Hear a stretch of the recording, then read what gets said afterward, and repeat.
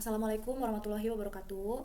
Pada kesempatan ini kita akan bahas mengenai alat analisis aspek teknis pada mata kuliah studi kelayakan bisnis. Sebelumnya kita udah bahas mengenai aspek teknis, tujuannya untuk mengetahui lokasi mana yang tepat, baik dibangun pabrik maupun dibangun perusahaannya itu sendiri. Yang tepat tuh yang kayak gimana? Yang tepat itu yang bisa meningkatkan penjualan, memudahkan dalam pendistribusian produk. Jadi lokasi ini tuh benar-benar menguntungkan si perusahaan itu sendiri. Dalam menentukan lokasi yang tepat, ada alat analisis pada aspek teknis. Ada 5. Yang pertama, penilaian hasil value. Metode ini digunakan ketika faktor non-finansial itu sama berartinya dengan faktor finansial. Contohnya cuaca. Cuaca menjadi bagian yang penting bagi perusahaan karena mungkin kalau cuaca panas itu bisa merusak produknya dia. Nah, dalam metode ini kita melakukan pembobotan. Misalkan kita mau buka di lokasi Jakarta atau Bandung. Nah, misalkan bobot dari cuaca itu 5 gitu. Jadi kita cari tahu kira-kira kalau misalkan Jakarta tuh berapa. Jakarta misal 4, Bandung misal 3. Nah, kalau dari jawaban ini maka kita bisa menentukan bahwa lokasi yang tepat untuk pembukaan pabrik atau perusahaan itu di Jakarta. Tidak hanya bobot yang dilakukan penilaian, tapi ada lagi yang lain-lainnya, misalkan baik dari tenaga kerjanya, bahan bakunya. Yang kedua, perbandingan biaya. Nah, ini kebalikan dari metode penilaian hasil value, dimana kalau perbandingan biaya non finansial dianggap sama. Jadi pada faktor ini lebih ke efisiensi biaya. Jadi biaya yang paling rendah dianggap paling baik. Misalnya lokasi Jakarta atau Bandung. Misal Jakarta total biayanya 50.000. Kemudian Bandung 60.000. Berarti dari perhitungan ini jawabannya itu adalah kita memilih lokasi Jakarta karena biayanya lebih rendah. Kemudian metode yang ketiga yaitu metode analisis ekonomi. Metode ini lebih memikirkan mengenai manfaat ekonomi secara lebih luas. Kayak misalkan kita melihat mengenai masyarakat di daerah sekitar. Apakah masyarakat itu peduli atau tidak dengan adanya pabrik tersebut. Jadi penilaiannya misal Jakarta untuk biayanya 50.000. Tapi misal masyarakatnya acuh, acuh. Untuk Bandung biayanya misal 60.000, tapi masyarakatnya acuh. Dari sini adanya kemungkinan manajemen untuk memilih pembukaan lokasi di Bandung karena meskipun biayanya besar tapi masyarakat itu lebih peduli pada perusahaan tersebut. Yang keempat yaitu metode break even point. Metode ini digunakan untuk mengetahui berapa banyak produk yang harus dihasilkan untuk mencapai titik di mana tidak untung dan juga tidak rugi. Nah, metode ini dianggap metode yang paling optimal dalam melakukan pemilihan lokasi karena lebih detail mengenai berapa banyak produk yang harus dibuat. Dan yang terakhir itu ada metode transportasi. Ini adalah metode yang digunakan untuk melihat mengenai pendistribusian produk.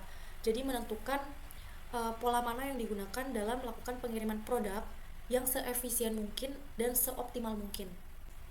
Dalam metode transportasi ada beberapa metode lagi, metode perhitungannya beda-beda. Ada namanya stepping stone sama ada namanya Modi. Ada satu lagi Vogel. Tapi kita bahas hanya dua ini, stepping stone dan Modi. Bedanya kalau stepping stone ini tuh untuk perusahaan yang sedikit lokasi karena dia membandingkan antara lokasi satu ke lokasi berikutnya gitu. Jadi dia bentuk kayak kotak gitu. Nanti kita bahas. Kemudian yang kedua itu Modi. Modi ini lebih kompleks daripada stepping stone secara lokasinya. Jadi kayak untuk banyak lokasi.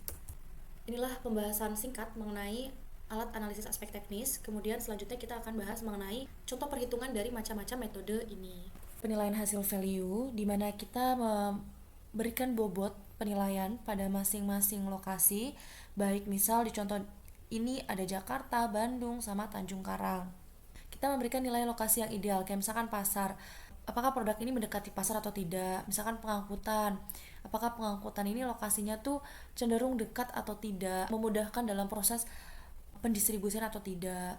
Kemudian bahan baku, untuk memperoleh bahan baku itu mudah atau tidak? Jadi semakin mudah maka akan semakin mendekati nilai lokasi yang ideal. Kayak contoh, lokasi Jakarta atau lokasi A. Mendapatkan bobot 35 berarti perusahaan itu atau pabrik itu dekat dengan pasar. Itu makanya dinilai 35. Tetapi beda dengan Tanjung Karang dengan bobot nilai 25, itu menandakan bahwa dia paling jauh dibandingkan dengan Jakarta dan Bandung. Ini setelah diberikan bobot, kemudian kita jumlahkan untuk Jakarta 88, Bandung 91, Tanjung Karang 80. Berarti lokasi yang dipilih itu adalah yang lokasi Bandung karena nilainya 91 atau nilai yang tertinggi. Yang kedua, metode perbandingan biaya. Ini contoh perhitungannya, di mana kita mencari tahu berapa besaran biaya baik dari lokasi A, B, C, D. Kemudian kita cari mana biaya yang terendah. Lokasi A Rp126 per karung, kemudian lokasi B Rp119 per karung, lokasi C Rp141 per karung, dan lokasi D Rp134 per karung. Pada metode ini kita cari mana biaya yang paling terendah.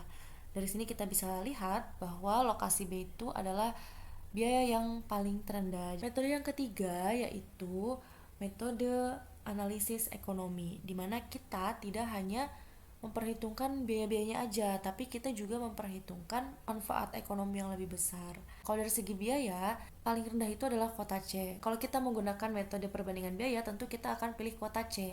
Tapi pada metode analisis ekonomi, kita harus mempertimbangkan antara biaya dan juga aspek non-finansialnya. Sisi non-finansial ini dianggap penting. Misalkan perumahan pegawai, perusahaan tidak lagi khawatir akan akses karyawan dari rumah menuju pabriknya. Metode yang keempat yaitu metode break-even point, di mana kita mencari nilai break-even point atau titik di mana perusahaan tidak mengalami keuntungan, tidak juga mengalami kerugian. Nah, ini ada lokasi A, lokasi B, lokasi C. Nah, pada break-even point kita membutuhkan harga jual, biaya tetap atau fixed cost, dan juga variable cost. Fixed cost atau biaya tetap itu adalah biaya yang tidak berubah seiring dengan bertambahnya aktivitas produksi. Contohnya misal kayak sewa gedung, mau kita produksi 10 pieces atau 100 pieces, nominal sewa gedung yang kita bayarkan tetap sama. Itu masuk ke dalam biaya tetap. Kemudian variable cost itu adalah biaya yang berubah seiring dengan berubahnya aktivitas produksi. Contohnya biaya bahan baku, tenaga kerja langsung, biaya angkut, itu akan berubah. Jadi, kita pilih dulu mana yang termasuk ke dalam fixed cost dan juga variable cost. Dari soal ini, yang variable cost hanya biaya bahan baku, tenaga kerja, dan juga biaya angkut. Untuk yang fixed cost, ini adalah biaya konstruksi dan bangunan, biaya gaji karyawan, biaya lain-lainnya dalam setahun yang dimasukkan ke dalam biaya tetap. Setelah diperoleh dari lokasi A, lokasi B, lokasi C, kemudian kita kurangi penjualan dengan variable cost untuk memudahkan saat penginputan di BEP. Ya, ini adalah rumus BEP unit atau berapa banyak unit yang harus diproduksi untuk mencapai titik break even point, yaitu fixed cost-nya sebesar 26880 juta dibagi sales min variable cost. Ini udah dihitung ya, total sales min variable cost itu adalah 79500. Jadi diperoleh untuk lokasi A BP unit sebesar 3380 unit. Jadi perusahaan harus memproduksi sebanyak itu. Kemudian untuk BEP rupiah yaitu fixed cost dibagi 1 dikurang variable cost dibagi sales. Fixed cost-nya sama 26880 juta dibagi 1 minus variable cost. Variable cost itu yang harga bahan baku, tenaga kerja, dan juga angkut per unitnya. Ini variable cost 32500 di input 32500 dengan penjualan 112.000. Hasilnya diperoleh 378.422.535. Ini adalah penjualan yang harus dilakukan untuk mencapai titik BEP. Ini adalah hasil perbandingannya, di mana untuk BEP unit paling kecil itu adalah lokasi C, dan untuk BEP rupiah paling kecil itu adalah lokasi B. Maka dapat ditentukan bahwa lokasi C itu adalah lokasi yang terbaik karena BEP unitnya paling rendah, dan untuk BEP rupiahnya ini bukan yang paling tinggi, yaitu di antara lokasi A dan lokasi B. Metode terakhir yaitu metode transportasi, di mana untuk perhitungan menggunakan stepping stone. Jadi dia ada rumusnya plus min, diawali dengan yang kosong. Jadi maksudnya kosong di sini itu adalah tidak adanya pengiriman dari pabrik 1 ke gudang B. Ini ditulis 5.000. Selanjutnya adalah minus. Arahnya itu dari gudang B pabrik 1 ke gudang A, yaitu minus 10.000. Kemudian pabrik 2 ke gudang A itu 15.000. Dan yang terakhir pabrik 2 ke gudang B yaitu 20.000. Kenapa sih ngitungnya kayak gitu? Karena dia itu cara menghitungnya diagonal dari 5.000 ke 10.000, 10.000 ke 15.000, 15.000 ke 20.000. Nah ini kita totalin, totalnya 5.000 dikurang 10.000 minus 5.000, minus 5.000 ditambah 15.000 plus 10.000 plus 10.000 minus 20.000 yaitu minus 10.000. Jadi hasilnya adalah minus 10.000. Artinya setiap satu unit barang yang akan dipindahkan dari pabrik 1 ke gudang B, perusahaan akan menghemat sebesar Rp10.000. Yang terakhir adalah MODI atau Modified Distribution, di mana ini adalah metode yang memudahkan ketika perusahaan memiliki lokasi yang banyak, karena perhitungannya cenderung mudah dibandingkan dengan stepping stone yang tadi. Karena kalau stepping stone itu harus membuat diagonal, sedangkan kalau lokasinya banyak itu cenderung sulit. Nah caranya kita tetapkan bahwa row 1 itu sebagai patokan awal. Row plus kolom adalah biaya. Kita mulai dari row 1 ditambah kolom 1. Dengan row 1 kita jadikan 0 sebagai patokan. Jadi row 1-nya kita nolin, plus kolom 1 sama dengan cosnya itu adalah 10 atau 10.000 ini. Nah, berarti kolom 1 itu adalah 10. Selanjutnya row 2 plus kolom 1 sama dengan 15.000 ini. Row 2-nya kita cari tahu. Kemudian kolom 1-nya 10 sama dengan 15. Berarti row 2-nya itu adalah 5. Nah, selanjutnya row 2 ditambah kolom 2 sama dengan 20. Yang ini row 2 tambah kolom 2. Row 2-nya itu adalah 5, kolom 2 adalah yang ditanya, sama dengan 20. Jadi kolom 2 adalah 15 atau 20 dikurang 5.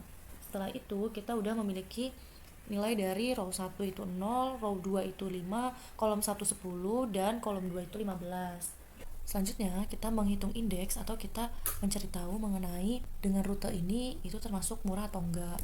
Jadi indeks adalah biaya asli.